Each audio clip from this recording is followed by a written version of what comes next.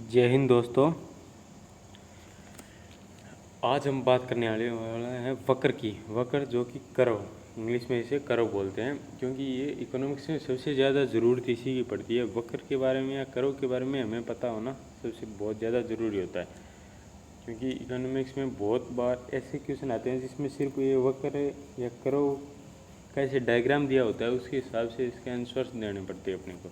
तो हम आज थोड़ी शुरुआत करते हैं वक्र के हिसाब से। वक्र के हिसाब से जैसे जनसंख्या और इसमें आय और संपत्ति की जो समानता असमानता होती है, उसको वक्र पर हम डाल के और समझेंगे। तो आय और संपत्ति की जो समानता असमानता होती है, उसके लिए दो प्रकार के वक्र की खोज हुई।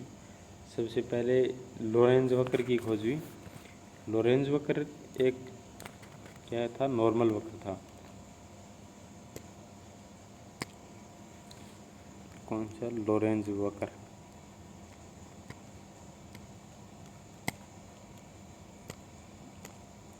लोरेंज वक्र में क्या था कि एक ये रेखा होगी, एक ये होगी।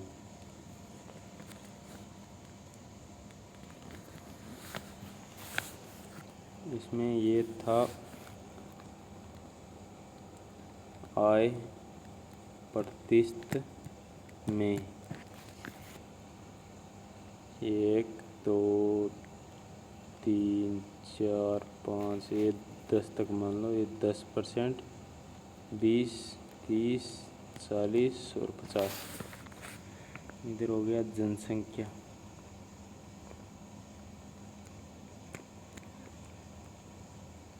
जनसंख्या प्रतिशत में वही हो गया इधर 10 20 30 40 50।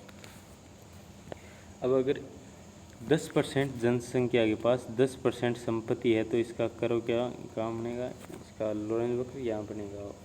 अगर 20% जनसंख्या के पास 20% संपत्ति या आय है तो वो क्या हो गया, एक समानता होगी, उस पर यहाँ बनेगा। और 30% जनसंख्या के पास अगर 30% है तो यहाँ बनेगा। अगर इनको हम आपस में जोड़ते हैं तो ये रेखा बनती है एक। ये जो बीच में रेखा बनती है इसको बोलते हैं समानता रेखा। समानता रेखा जब किसी भी देश में समानता रेखा पर हो आय और संपत्ति का विभाजन, ये हुई समानता रेखा। आय और संपत्ति का विभाजन जो समानता रेखा पर हो तो वो सबसे बेस्ट माना जाता है, सबसे बेस्ट माना जाता है।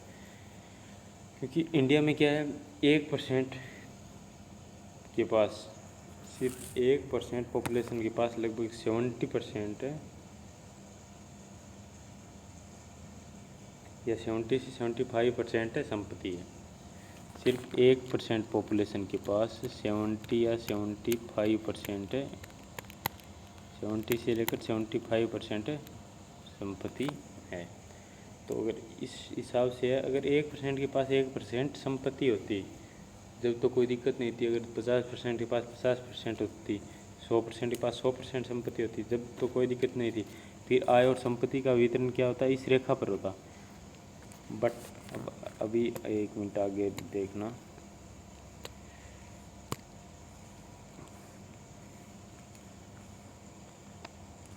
ये है यहाँ 10 20 30 10 20 30।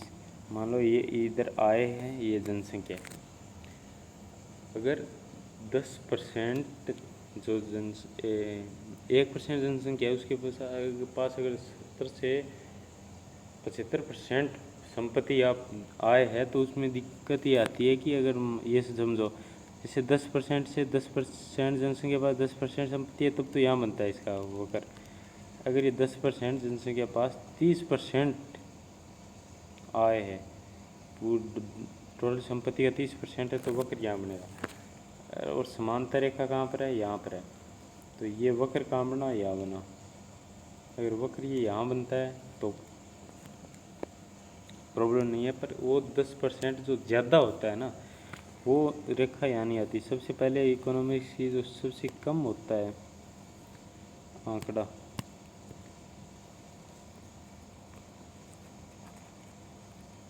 वो दिखाता है, और सबसे कम होता है वो दिखाएगा। तो अगर 10% के पास 75% है, तो पहले जो 90% है उसके पास कितना होगा, 25%। और 90% के पास है, 90% लगभग मानो कि ऐसे करते हैं तो यहाँ पर 90% आता है, उसके पास कितना है 25%। तो 90% के पास जाते जाते जाते जाते कहाँ तक आएगा, रेखा ऐसे आएगी। और फिर अगर 10% के पास टोटल है 75%, मानना कि यहाँ 100 है, 100% जनसंख्या आ जाती है, तो ये वक्र कर्व कहाँ लेगा, ऐसे लेगा, पूरा ऐसे चला जाएगा। इसीलिए थोड़ा सा आप एक बार माइंड लगा लेना, थोड़ा ध्यान से पढ़ लेना, इसको देख लेना, क्योंकि आपको पूरा समझ में आ जाएगा। इसलिए जो इंडिया में जो लॉरेंज वक्र बनता है वो लगभग बनता है ऐसे, ये समांतर रेखा हुई, ऐसे बनता है ये। अब ये लॉरेंज वक्र क्या बता रहा है, अगर यहाँ बनता है लॉरेंज वक्र जब तो कोई दिक्कत नहीं थी, ये संपत्ति और आय का वितरण समान होता। बट अगर लॉरेंज वक्र यहाँ बन रहा है तो इसका मतलब जितना इस रेखा से जितना नीचे दूर बनेगा उतनी ही आय और संपत्ति में असमानता दिखाता है। ये क्या लॉरेंज वक्र क्या करता है, ओनली असमानता दिखाता है, ये नहीं बताता कितनी असमानता है, ये दिखाता है बस कि असमानता, आंकड़े नहीं बताता। लॉरेंज वक्र आंकड़े नहीं बताता, ये ऑनलाइन इतनी सी बात दिखाता है कि ये इस रेखा से, समांतर रेखा से कितनी दूर बन रही है जो वास्तविक रेखा है वो। अगर ये जितनी ज़्यादा दूर बनेगी उतनी ज़्यादा आय और संपत्ति की असमानता होती है इस देश में। अगर ये थोड़ा और ऊपर बनता, यहाँ बनता, तो कम असमानता होती है। अगर यहाँ बन रहा है तो अगर आय और इसे समांतर रेखा से ऊपर बनता है तो कोई दिक्कत नहीं है, ऊपर वैसे बनता नहीं है, समांतर रेखा से ऊपर नहीं बनता। तो अब क्या होता है कि किसी भी देश के लिए खींचा गया लॉरेंज वक्र है, ये जो ये बीच वाला ये मिटा देता हूँ जो एक्स्ट्रा है।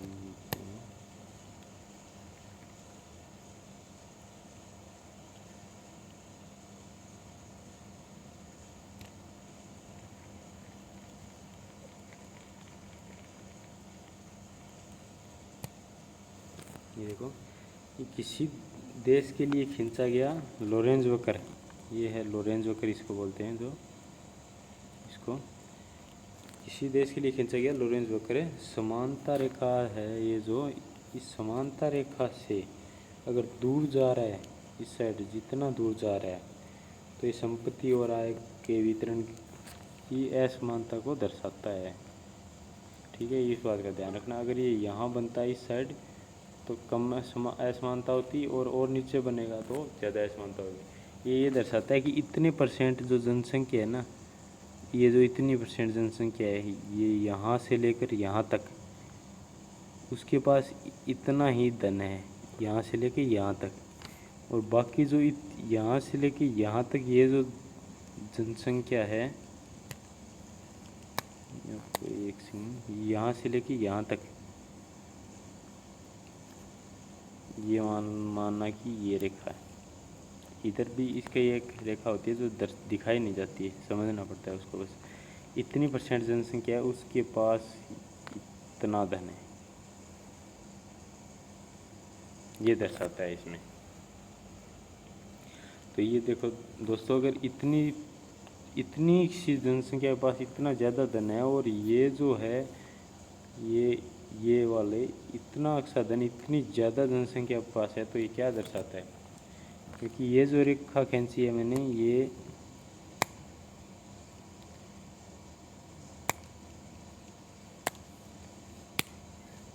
जो रेखा खींची है मैंने, ये वाली, ये इसलिए खींची है क्योंकि जब यहाँ तक ये जो जनसंख्या है ना, ये इसका ये जा रहा है, ये यहाँ से इसमें मिलता है, इस हिसाब से ये दर्शाता है आय और संपत्ति की असमानता को दर्शाता है। अब ये लॉरेंज वक्र क्या करता है, ये आंकड़े नहीं बताता, क्लियर आंकड़े नहीं बताता, इसलिए आंकड़े बताने के लिए एक दूसरा वक्र का प्रयोग करते हैं। इसमें उस वक्र को बोलते हैं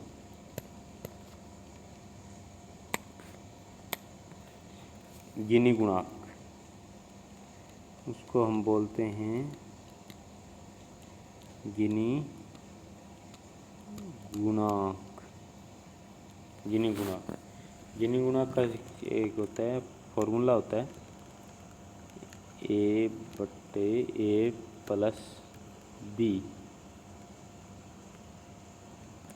गिनी गुणांक का एक फॉर्मूला होता है A+A/B। गिनी गुणांक को समझते हैं।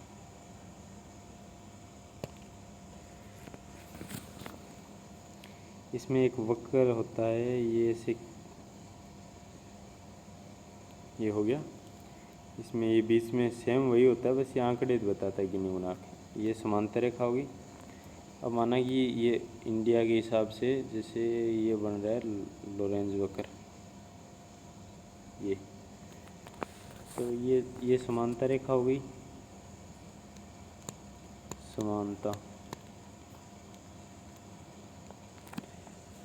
और ये हो गया जो बीच का असमानता का क्षेत्र, इसको बोलते हैं ए। और ये लॉरेंज वक्र और ये नीचे जनसंख्या वाली लाइन है, इसको बोलते हैं बी। ये जो रेखा होती है इसको लॉरेंज वक्र बोलते हैं। जो ये टेढ़ी मैंने खींच रखी है ना, इसको लॉरेंज वक्र, लॉरेंज वक्र। अब आपको समझ में आ जाएगा कि ए बी का फॉर्मूला कैसे बनता है। इसके ऊपर वाले है ना, इसका कोई ये इसमें बनता ही नहीं, क्योंकि समानता रेखा यहाँ है, इससे नीचे जाएगा। जैसे भी अगर आय में थोड़ी असमानता हुई तो वो इससे नीचे चला जाता है ऑटोमेटिक। अगर अधिकतम समानता यही रेखा होती है। अब इसमें अगर इसको ये हो गया ए, ये हो गया बी।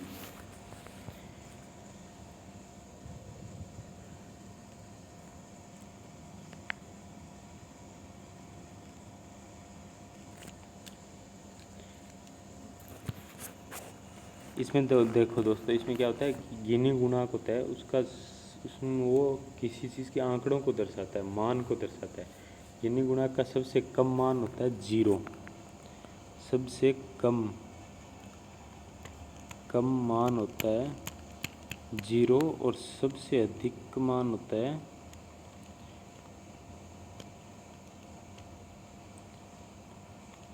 अधिक मान 1 होता है। इसमें जो भी टोटल मान होता है वो 0 से 1 के बीच में रहता है। और जो इसमें जो कम मान 0 का माना जाता है और सबसे अधिक मान होता है 1 का। बट इसमें सबसे अच्छा मान माना जाता है 0 को और सबसे खराब मान माना जाता है 1 को। देखो ये इसमें थोड़ा सा ध्यान रखना ज़रूरी है। थोड़ा सा ध्यान रखना, इसमें आपको समझ में आ जाएगा कि सबसे कम मान 0 का होता है, सबसे अधिक मान 1 होता है और सबसे अच्छा मान 0 होता है। जो सबसे कम मान होता है ना, कम मान अच्छा क्यों होता है, क्योंकि जितनी कम असमानता होगी आय और संपत्ति की वितरण की, वो सबसे अच्छी बात होगी। ये आप समझ सकते हो अच्छे से। क्योंकि अगर आपके पास 10 रुपये है और आपके मान लो कोई साथ में जो दोस्त रह रहा है उसके पास है 100 रुपये, नहीं उसके पास 90 रुपये, आपके पास 10 रुपये, टोटल मिला के 100 रुपये। अगर आप दोनों के पास 50-50 रुपये होते तो अच्छा रहता कि नहीं रहता। बस वही बात है, वो उसमें बिल्कुल समानता होती है। अगर आप दोनों के पास 50-50 रुपये रहते तो वो समानता रेखा पर आता है। पर अगर आपके पास 10 है, उसके पास 90 रुपये है, तो वो फिर इसमें हो जाता है, उसमें असमानता का क्षेत्र बढ़ जाता है। असमानता का क्षेत्र ये होता है जो ए लिख रखा है मैंने, ये असमानता का क्षेत्र होता है। फिर ये लॉरेंज वक्र इस टाइप से बनता है। अब इसको फॉर्मूले के हिसाब से जो A+B था उसके हिसाब से मैं आपको समझाता हूँ, वो थोड़ा आपके लिए सही हो जाएगा। इसमें अगर अधिकतम हम बात करते हैं असमानता की, पहले असमानता कैसे निकालते हैं। असमानता बराबर ए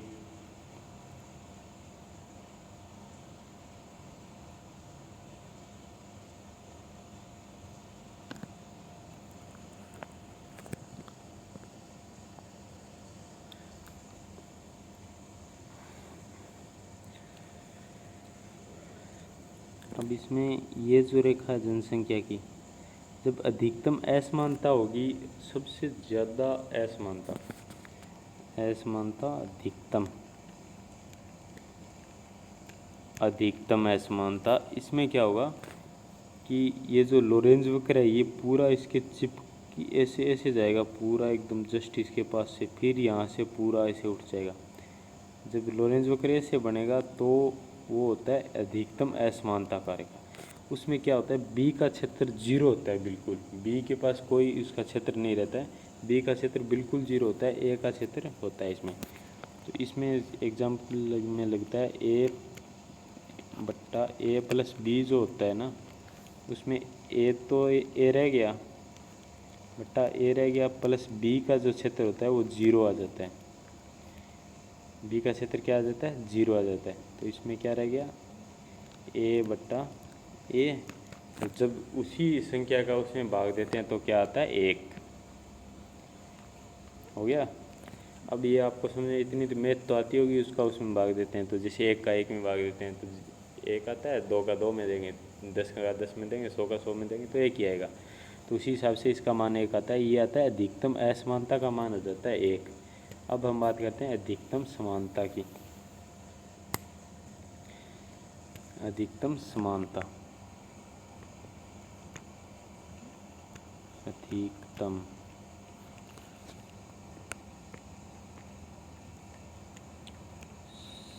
समानता, इसमें क्या होता है, अधिकतम समानता रेखा कौन सी होती है, ये हो जाती है समानता रेखा।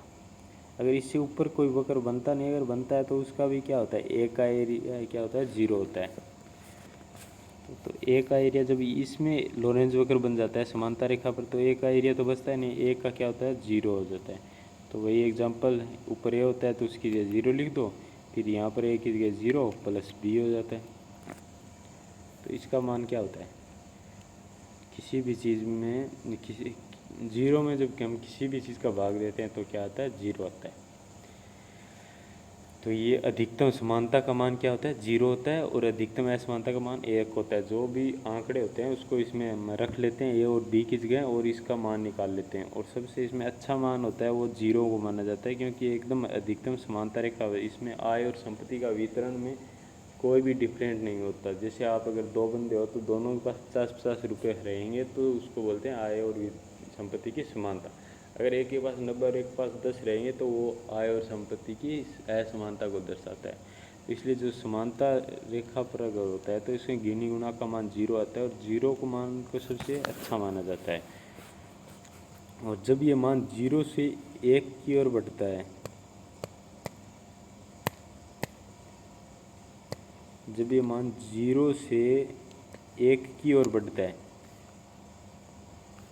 तो असमानता बढ़ती है। तो क्या होता है, असमानता बढ़ती है।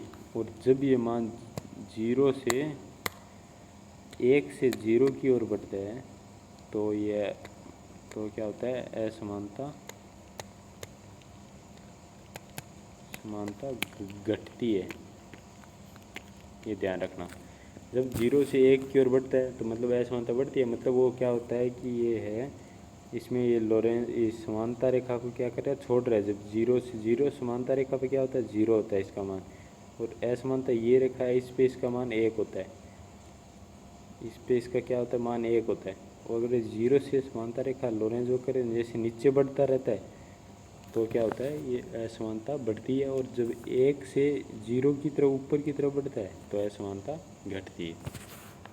जो असमानता बढ़ती है तो किसी भी देश के लिए खराब मानी जाती है। इंडिया में आय और संपत्ति का वितरण बहुत ही खराब कंडीशन में, बहुत ज़्यादा खराब कंडीशन में, और लोरेंज वक्र ऐसा बनता है। इतना ज़्यादा असमानता बहुत किसी देश के लिए खराब मानी जाती है। थैंक्स दोस्तों, अगली क्लास जब भी आएगी आपके पास नोटिफिकेशन आ जाएगा। अगर कोई भी प्रॉब्लम हो, कुछ भी हो, तो आप कमेंट में मुझे बता सकते हो, या कोई टॉपिक पर अगर कोई क्लास लेके आनी इकोनॉमिक्स से रिलेटेड, या कोई भी और सब्जेक्ट है तो वो भी आप बता सकते हो। Thank you.